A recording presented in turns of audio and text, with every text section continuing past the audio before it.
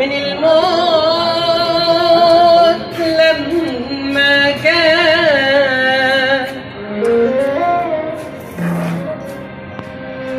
أنا بمدح اللي ما خاف من الموت لما جاء.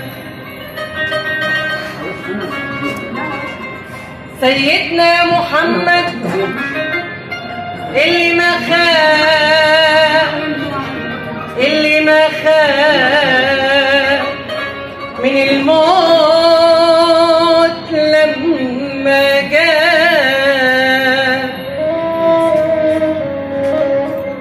في يوم من الأيام سيدنا عبد الرحمن يا عيني جاء وخبط على الباب. قام رد قال النبي قومي يا فاطمة، قومي يا فاطمة شوفي مين اللي خبط على الباب. فتحت فاطمة وقفلت في وشه تاني الباب.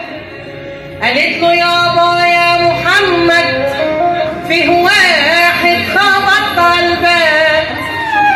أول ما شفته يابا القرص مني انتنى والعظم مني انحنى والشعر الاسود شاف.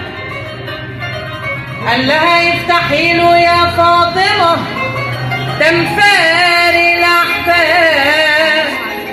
دخل وقال السلام عليكم يا قنديل في البيت ونايم. قام رد قال النبي وعليكم السلام يا كاس على أمتي داير. يا هل ترى انت جاي لي قابض ولا جاي لي ساير؟ انا زرت مين قبلك يا محمد عشان اجي لك ساير.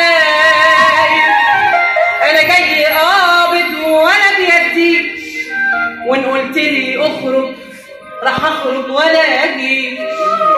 قام النبي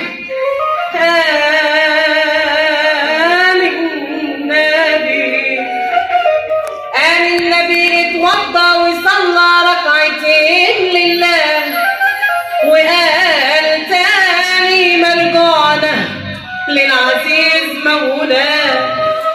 صرخت فاطمة بصوت عالي يا محلاه وقالت ابويا عروس القيامة نده العزيز مولاه. سبحانك سبحانك سبحانك يا علام الغيوب يا من بذكرك تطمئن القلوب. أنت الحي الذي لا